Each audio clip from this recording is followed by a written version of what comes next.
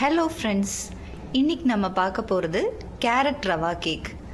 இதுக்கு தேவையான இன்க்ரீடியன்ட்ஸ் பார்க்கலாம் வாங்க. துருவின carrot 1 cup, 1 cup rava, 1 cup நாட்டு சர்க்கரை பண்ண போகிறோம். நம்ம வீட்டில் உப்புமாவுக்கு யூஸ் பண்ணுற ஒயிட் ரவையில் பண்ணுறோம். நம்ம கோதுமையிலையும் மைதாலையும் யூஸ்வலாக பண்ணுற மாதிரி கோதுமை மைதாவில் நம்ம பண்ணல, நம்ம ஒயிட் ரவையில் பண்ணுறோம். ஸோ இது ஒயிட் ரவை கேரட் கேக். வாங்க இதை எப்படி பண்ணலான்னு பார்க்கலாம். வாங்க இதுக்கு தேவையான இன்க்ரீடியன்ட்ஸ் என்னென்னு ஃபஸ்ட்டு பார்க்கலாம். ஒயிட் ரவை 2 கப்பு. நான் இந்த கப்பில் மெஷர் பண்ணுறேன். இந்த கப்பில் நான் 2 கப்பு ஒயிட் ரவை எடுத்திருக்கேன். ஸோ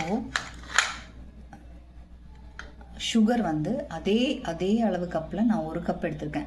உங்களுக்கு சுகர் ஜாஸ்தியாக வேணும்னா நீங்கள் 1.5 கப் கூட யூஸ் பண்ணிக்கலாம். 1 கப்பு துருவினா கேரட் எடுத்திருக்கேன். கேரட் துருவினது 1 கப் எடுத்திருக்கேன். அதுக்கப்புறம் 1/2 கப் பால் சேர்த்துக்கணும். 1/4 கப் எண்ணெய் எடுத்துக்கணும். ஸோ எண்ணெய் வந்து ரீஃபைண்ட் ஆயில் இல்லைன்னா ஃப்ளேவர் கொடுக்காத எந்த எண்ணெய் வேணாலும் நீங்கள் யூஸ் பண்ணிக்கலாம். இல்லைன்னா அதோடய ஃப்ளேவர் நீங்கள் கடலெண்ணெய் இல்லைன்னா தேங்காய் எண்ணெய் யூஸ் பண்ணால் அதோடய ஃப்ளேவர் அதில் தெரியும். ஸோ எனக்கு வந்து தேங்காய் எண்ணெய் பிடிக்கிறதுனால நான் வந்து இன்றைக்கி 1/4 கப் தேங்காய் எண்ணெய் எடுத்திருக்கேன். ஸோ அதில் வந்து கார்னிஷிங்காக நான் வந்து 1 கப் முந்திரி எடுத்திருக்கேன்.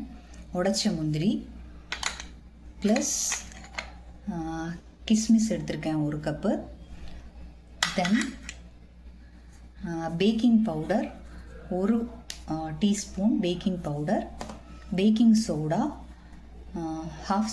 Half teaspoon baking soda plus பைண்டிங்காக நான் என்ன இன்றைக்கி எடுத்திருக்கேன்னா ஒரு 4 டேபிள் ஸ்பூன் கோதுமை மாவு எடுத்திருக்கேன் பைண்டிங்காக. ஸோ இது நான் செய்முறையில் எப்போ சேர்க்கணும்னு சொல்கிறேன். வாங்க பார்க்கலாம் எப்படி செய்யலான்னு. மிக்ஸி ஜாரில் ஃபஸ்ட்டு ரவை 2 கப் ஆட் பண்ணிக்கணும்.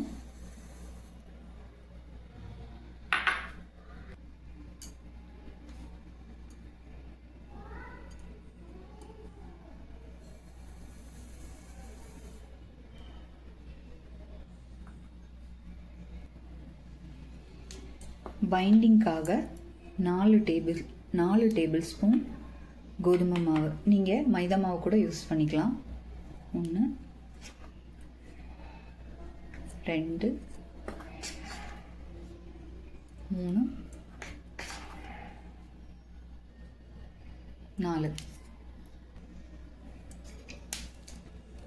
ஃப்ளேவருக்காக நான் வந்து 4 ஏலக்காய்,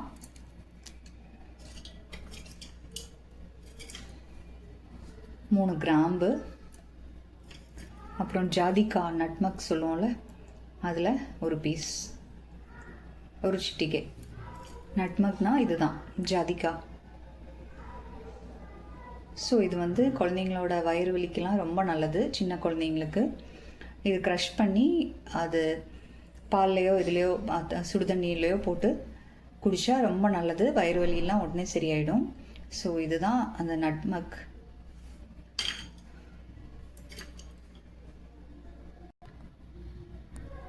மிக்ஸி ஜாரில் இதெல்லாமே ஒரு ஓட்டி எடுக்கணும்.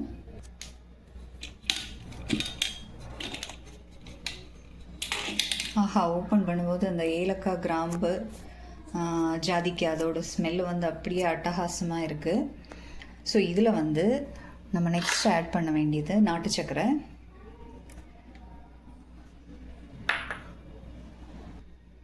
அடுத்தது நம்ம ரெசிபிக்கு தேவையான கேரட் துருவல், hero of the recipe. So carrot துருவல் ஆட் பண்ணிட்டோம். ஸோ நம்ம டிஸ்பிளேக்கு வச்சுருந்த ஒரு பீஸ் கேரட்டு அதையும் இதில் போடலாம். இதில் பால் கொஞ்சம் கொஞ்சமாக ஆட் பண்ணி கிரைண்ட் பண்ணி எடுக்கணும். வாங்க இதை கிரைண்ட் பண்ணிட்டு வரலாம். கிரைண்ட் பண்ணியாச்சு. இப்போ ஓப்பன் பண்ணி பார்க்கலாம். ஸோ எல்லாமே நல்லா மிக்ஸ் ஆகிடுச்சு. நம்ம இன்னொரு கண்டெய்னரில் ட்ரான்ஸ்ஃபர் பண்ணிக்கலாம்.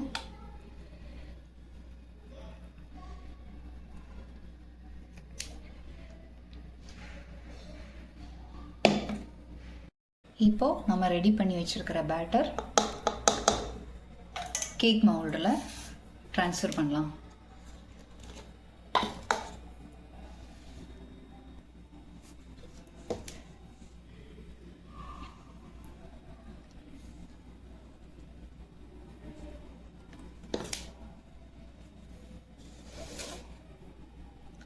எப்போவுமே ஹாஃப் தான் ஃபில் பண்ணணும். நான் தெரியாமல் நிறைய ஃபில் பண்ணிட்டேன். ஃபஸ்ட் இது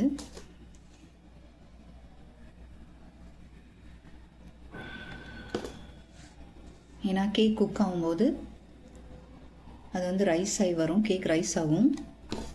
ஸோ நீங்கள் ஹாஃப் ஃபில் பண்ணால் போதும். நான் ஃபஸ்ட் இது கொஞ்சம் ஜாஸ்தியாக ஊற்றிட்டேன். ஸோ இதில் நம்ம ஃபில் பண்ணிட்டோம். கார்னிஷிங்காக கொஞ்சம் கேரட் துருவுனது,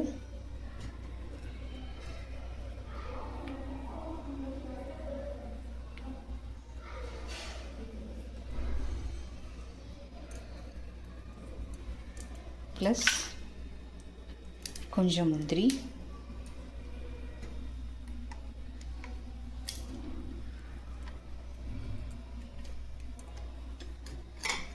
கொஞ்சமாக கிஸ்மிஸ்.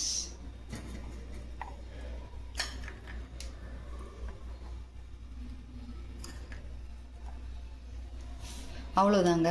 இனி நம்ம இதை ப்ரீ ஹீட் பண்ணி வச்சுருக்கிற கடாயில் வைக்க வேண்டியதுதான். கடாய் ஏற்கனவே நம்ம 10 மினிட்ஸ் ப்ரீ ஹீட் பண்ணி வச்சுருக்கோம். ஸோ அதை ஓப்பன் பண்ணி நம்ம இட்லி தட்டில் ஊற்றின கேக் பேட்டரை வச்சுக்கணும். நீங்கள் வைக்கும்போது பிளேட் வந்து நீங்கள் யூஸ் பண்ணுற பாத்திரத்தில் டச் பண்ணக்கூடாது. கடாய் ஆனாலும் இல்லை இட்லி பாத்திரம் ஆனாலும் இது வந்து டச் ஆகக்கூடாது. ஸோ அது மட்டும் நோட்டீஸ் பண்ணிக்கோங்க. க்ளோஸ் பண்ணிட்டோம். இது வந்து இதோட குக்கிங் டைம் வந்து இல்லைன்னா பேக்கிங் டைம் வந்து மினிமம் 25 to 30 மினிட்ஸ் பார்க்கலாம். 25-30 மினிட்ஸ்க்கு அப்புறம் நம்ம இதை ஓப்பன் பண்ணி பார்க்கலாம். ஸோ இடையில வந்து நீங்கள் எந்த ரீசனாலையும் இது ஓப்பன் பண்ணக்கூடாது. அப்போனா கேக் வந்து கரெக்டாக பேக் ஆகாது.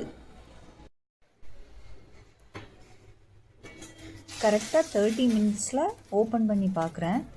கேக் வந்து சூப்பராக பேக் ஆகிடுச்சு. ஸோ நீங்கள் செக் பண்ணுறதுக்கு ஒரு குச்சி வச்சு போக் பண்ணி பாருங்கள். ஸோ அது ஒட்டாமல் வந்ததுன்னா கேக் பேக் ஆகிடுச்சுன்னு அர்த்தம். ஸோ இப்போ நம்மளுக்கு ஒட்டாமல் வந்திருக்கு. ஸோ சூப்பராக கேக் வந்து ரெடி ஆயிடுச்சு. இப்போ நம்ம இட்லி பிளேட்லேருந்து டிமோல்ட் பண்ணிட்டு பார்க்கலாம். பாருங்கள், கேக் ரொம்ப சூப்பராக வந்திருக்கு. நீங்களும் செஞ்சு பார்த்துட்டு கமெண்ட் பண்ணுங்கள். உங்களுக்கு எப்படி வந்ததுன்னு கமெண்ட் பண்ணுங்கள். Thank you so much.